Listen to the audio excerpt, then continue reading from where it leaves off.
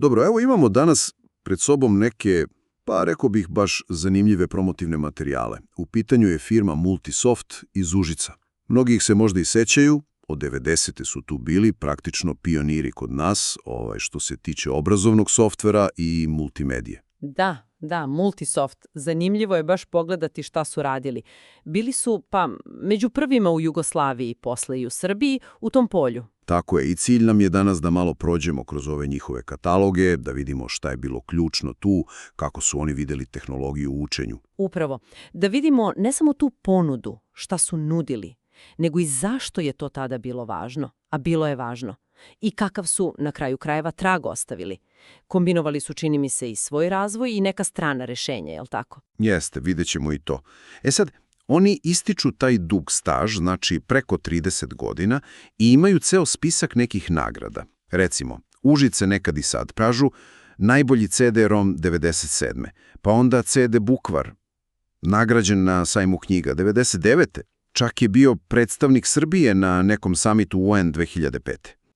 Da. Pa te nagrade govore dosta. Govore da je postojala stvarno potreba za kvalitetnim digitalnim sadržajem na našem jeziku, pogotovo za decu, za obrazovanje. Taj CD Bukvar, to je bilo, revolucija za to vreme. Mislim, učenje slova na kompjuteru interaktivno. Znači, bilo je odjeka. Jeste, itekako. I to priznanje Evropske komisije 2000-te. To isto nije mala stvar. Znači da su ih prepoznali i van naših granica kao nekog ko radi ozbiljne stvari u toj oblasti multimedije. Ali s druge strane pominju i jedan ogroman problem. Piraterija. Kažu 100.000 ilegalnih kopija pre nego što su uveli neku zaštitu.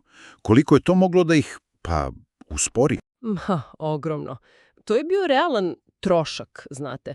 Uložiš puno u razvoju, u dizajnu, snimanje zvuka, svega, a onda neko to samo iskopira.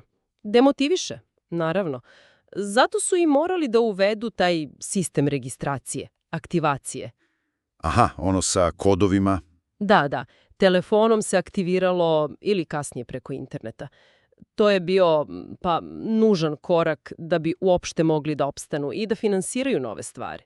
Svaki disk je imao svoj kod, ograničen broj instalacija, tako nešto. Dobro, ajde da vidimo onda kako su oni to organizovali, tu ponudu. Vidimo ovde neku podelu na, čini mi se, 5 edicija, po uzrastu nekako. Prva je Multisoft za decu od 3 do 10 godina. Tu je taj CD Bukvar što smo pomenuli. Jeste. Fokus na opismenjavanje, brojevi, prvi pojmovi, strani jezici, ali kroz igru. Pa onda ide vesela nauka, to je za malo starije, 7 do 11 godina, zanimljiv koncept učenje kroz igru. Kao ne ljuti se čoveče. Tako nekako, da. Ali da bi pomerio figuricu, moraš da odgovoriš tačno na pitanje iz matematike, gramatike, prirode i društva. I kažu da su se trudili da to bude usklađeno sa školskim programom, što je bilo ključno. Pametno. Onda za starije od 11 pa do, piše 77 godina, imaju sve znanje. To su kao multimedijalne enciklopedije. Geografija, istorija, umetnost. Da, širok spektar. Recimo Zemlja 2010, pa istorija stari vek, rock muzika, svašta. I slično tome je edicija Velikani, biografije poznatih umetnika, naučnika, Mozart, Picasso, Tesla, znači baš raznovrsno. I 5. je virtualna učionica. Tu vidim kurseve za kompjuter, Windows, internet, kucanja. Jeste praktične veštine, ali i matematika, engleski jezik, imali su onaj I Speak English, mislim da je to bio neki strani softver koji su prilagodili gde možeš i izgovor da vežbaš. Ono što je zajedničko svima je ta multimedija, slike, zvuk, animacije, video, što je tada bilo wow u odnosu na običan udžbenik.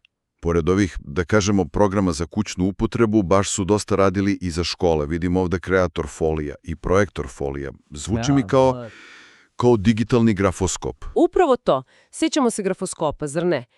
Ovo je bila zamena.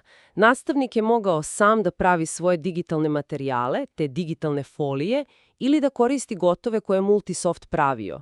Biologija, hemija, fizika, I to je bilo bolje od statičnih folija ili čak od prvih PowerPoint prezentacija, jer je bilo kao više interaktivno. Mogli su da dodaju beleške, da zoomiraju. Da, baš tako. Mnogo fleksibilnije za sam čas. A imali su i posebne školske licence. To je verovatno bilo zbog cene. Pre svega, škola kupi jednu licencu, a instalira na, 20-30 računara u kabinetu. Mnogo isplativije nego da kupuje pojedinačne.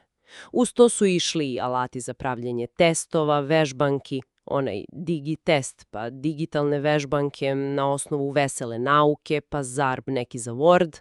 Znači, ceo paket za nastavnike. Pominješ i alate za upravljanje učionicom, na primjer hard disk šerif. Šta je to radilo? To je bilo super za škole. To je softver koji bukvalno zamrzne stanje hard diska.